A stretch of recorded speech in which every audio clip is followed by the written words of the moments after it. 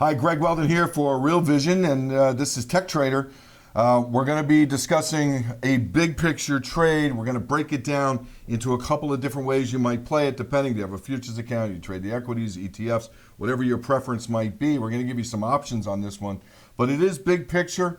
We're going to come back at you here on Real Vision with more of the big picture theme as to exactly why fundamentally you need to be involved in the precious metals. I mean, I wrote my book, Gold Trading Bootcamp, in 2006. We kind of called, monetary Armageddon, which at that point was, Fed monetizing Treasury debt and printing money and having to bail out the consumer and so on and so forth. Stuff that was considered, unthinkable at the time was not only thinkable, it was done. We see a similar situation developing here, times 10, like that situation on steroids. A lot of differences, admittedly, but a lot of similarities. The main one being, if you have another wave of deflation risk, central banks are in a much weaker position here in terms of trying to do something about it. But then that begets the question, they always seem to have their backs against the wall, and they come up with increasingly creative ways to print money and to stimulate the economies and to reflate the consumer and to avoid a debt deflation, because at all costs, that's what central banks want to do right now, is avoid a debt deflation. And they're going to be tested in the next 18 to 24 months, really within the next 3 to 5 years, like gold was at 4.25 in 2006, very cheap, tripling, quadrupling in price. Same thing here. I would say gold at 1,300 here, 1,400 now, is about as cheap as it was then at 4.25. We're going to talk about the market in terms of kind of the currency dynamic, because this is really important. It's the ECB, the central bank, that is really on the hot seat here, sitting on the hot seat. I mean, they have negative 40 basis point official deposit rate. They're pricing in another cut to minus 20. The problem is you get more and more debt in Europe with negative nominal yields. I mean, you're basically having, consumers, investors, and savers paying governments to hold their money. This sucks money out of the equation. They can't let this stand. The ECB is discussing what would be an unprecedented plan, another revolutionary type of monetary situation that would be QE on steroids, to deal with the deflation on steroids when you have economies that are really coming unglued quickly in Europe, despite the fact that you have all these negative yields. It's just not working. Something's got to change, something's got to give, and it will, and the ECB is going to be at the forefront. We're watching the euro and keeping in mind that what comes next, outside of why we feel so strongly about precious metals, could change the entire dynamic for bond markets, for currencies, and for stock index futures. So we got to keep all of that in mind. And, looking at that, you look at the euro, I mean, kind of on the verge here. You had a little bit of a rally in the euro. It ran into overhead resistance right where it should have. And now it's threatening to break down again. When the ECB potentially makes, another kind of stellar, surprising, pulls a rabbit out of the hat monetary move, you really could see some fireworks in the euro. Frankly, could be down first and then much higher even. So we'll keep an eye on all that. And you kind of see the long-term picture. I mean, a move below 111.25 would be really negative for the euro and would easily set up a test of the 103 to 104 level. But really, it comes down to gold, because this is a situation where, the euro is higher than the euro is lower. The dollar was lower and now it is higher. And at the end of the day, gold is higher against all these currencies, because gold and the dollar link has broken down, and now gold is where it wants to be in its sweet spot, appreciating against all paper currencies, a rising concern about abilities of central banks to keep papering over these issues, rising mistrust and uncertainty around any paper, any IOU. IOUs, currencies, bonds, they're both IOUs. It's the same thing, backed by nothing. And in the sense of gold and euro breaking out, it's a long-term breakout. You can see this above 12.37 euro now, portending a move here at the very least to test the all-time highs set in 2012, if not violate them, probably significantly so. At the same time, the dollar has kind of bounced again off the 2-year moving average. I mean, boom, there, boom, boom, here, and then again off the 2-year moving average. And with this flat top of overhead resistance, the problem here for the dollar is really when it comes down to the rate of change. Because right now, your 1-year, 2-year rate of change is about 4.5. If you get this thing to break out and you get back up to 104, the rate of change is going to accelerate. And particularly the longer term rate of change, the 5-year rate of change right now is threatening 20%. And if you get above this 98.5 level and you accelerate up through 104, That's going to really extend the appreciation of the dollar to the point where it starts to weigh on commodities. It starts to bring emerging markets and currencies and bond markets and stock indexes back into the Fed's purvey as a potential risk.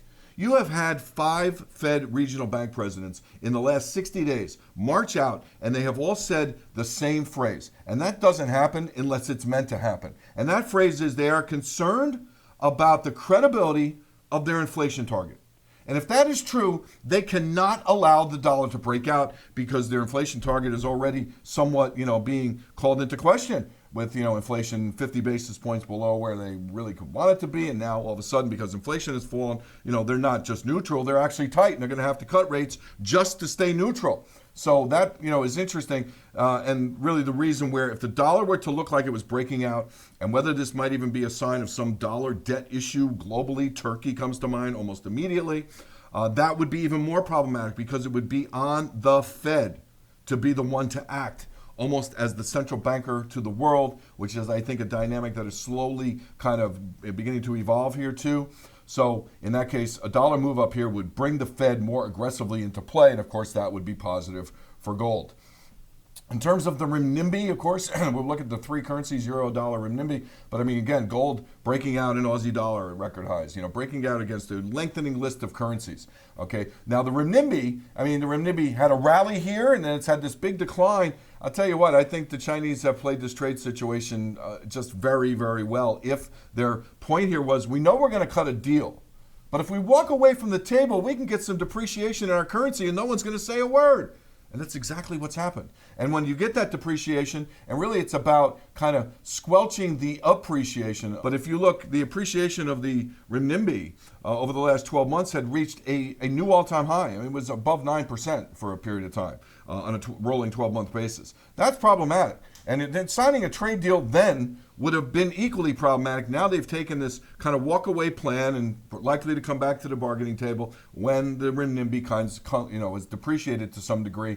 The bigger question is, can the renminbi depreciate through this 698 level? And I think the answer to that longer term is yes, but that means a higher dollar. But this is really where you start not to care in terms of gold, because gold is rallying against all these currencies. Okay, the renminbi is up, the renminbi is down. What is up and for sure breaking out? It's gold priced in Chinese renminbi. And you see that here, and you see that here on the long-term basis where it's above this 9,000 renminbi per ounce level, and basically now targeting its own record highs around 12,000 renminbi. Now, as it relates back to the dollar, here is where it gets most interesting because the dollar has delinked from gold. More importantly, gold has delinked from the dollar. And we see that in the sense that the dollar is almost at new highs here, almost breaking out. It's appreciating 5% over the last 2 years.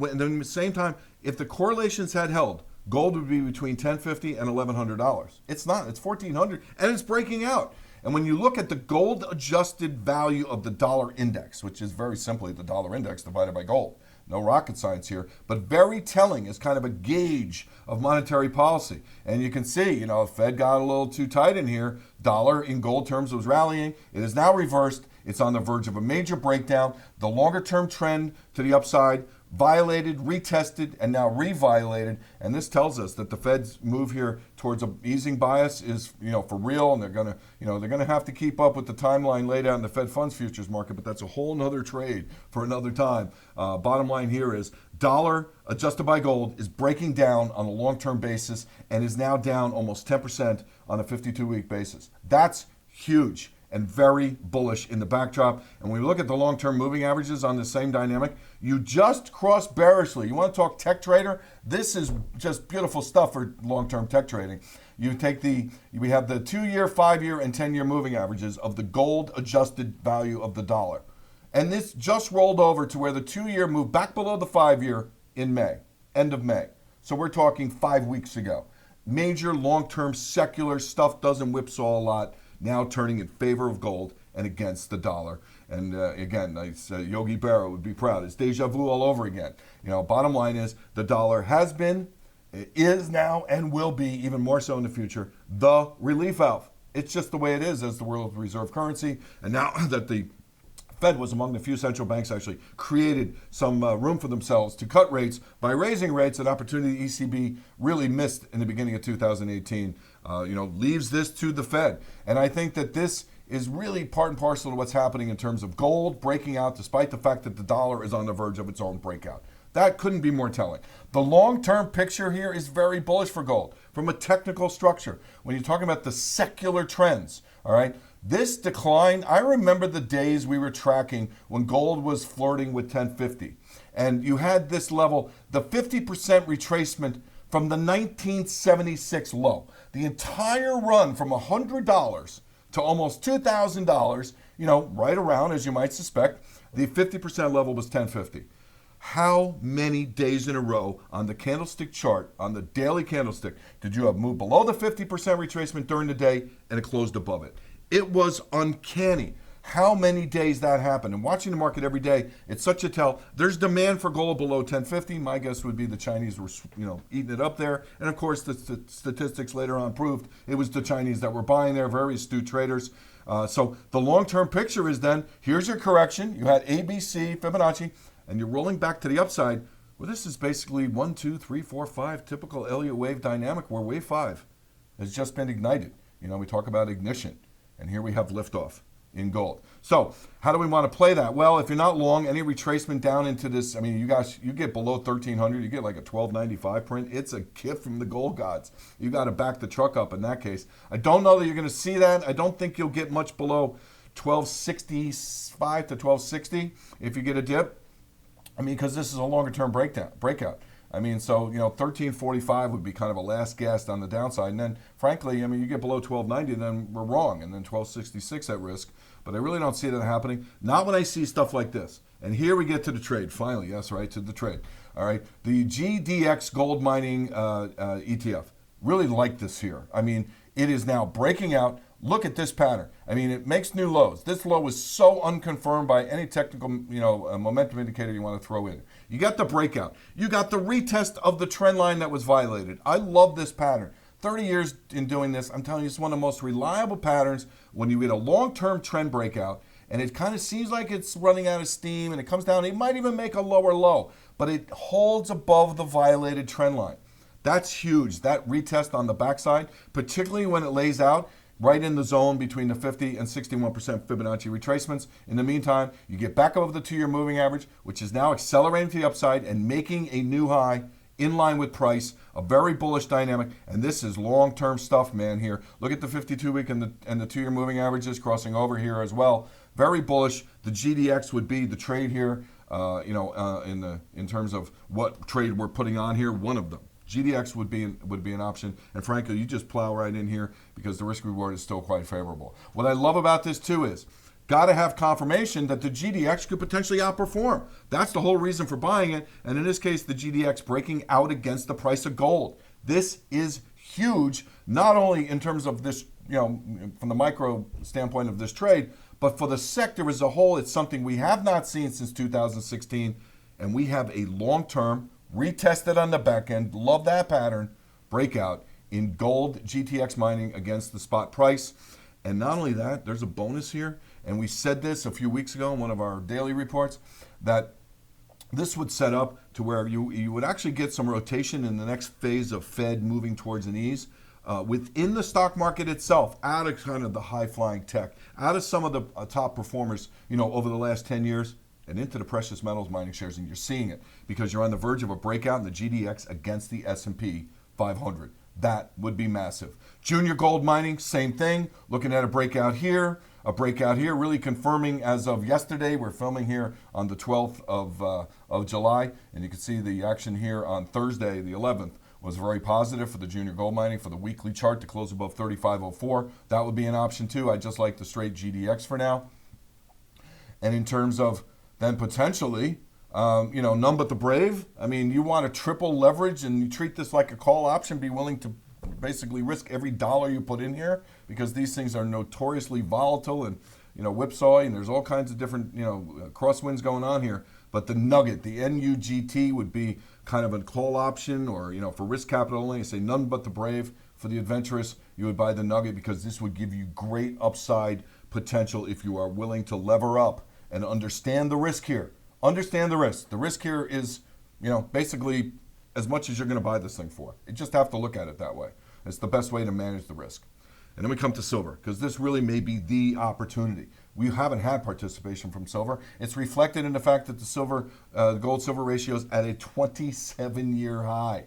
Okay, silver's on the verge of a breakout. It hasn't performed, but that's okay, because this hasn't been a monetary thing until kind of now. So in that case, we're looking at 1555, and then you got 1565, the 2-year moving average. These would be potential breakout pivots, and certainly above 1620. That would constitute liftoff for silver, which is sitting on the launching pad. I mean, look at this pattern. You have a 4-year in the making, multi-touch low below $14 between really $13.50 and $14 and a quarter. You can even go back 5 years, coiled. And look at the volatility. I mean, that's where it really gets interesting. I mean, the volatility in silver is at multi-decade lows in the long-term perspective, the historic volatility, which suggests call options could be a strategic opportunity here, as would be the SIL. The SIL above 28.19 would be a breakout. And from that perspective, above 28.20 would be a long-term breakout. With massive bullish divergence, a great technical setup here for the SIL. And our final bonus, okay, here maybe our pick, silver miners breaking out against silver. Really key. Want to see the mining shares outperform the metals in both cases. We haven't seen that in a long time. All right, after a new low that was completely unconfirmed, very rare on my counter trend oscillator. But the bottom line here is First Majestic. We picked First Majestic as our top pick when we did our fourth quarter 2015 piece, actually before this third leg to the downside, and that was the outperformer. We see the setup similar. It's already broken out. It's still in a good risk-reward position here at $10. You risk $8.50, and you have potential upside to $20 or higher. The FR traded in Canada. So gold-guru.com is the new website we're debuting just to try and help people take advantage of this really what I see as kind of a once in a 10-year potential opportunity here in the precious metals. That's it for today. Greg Weldon for Real Vision.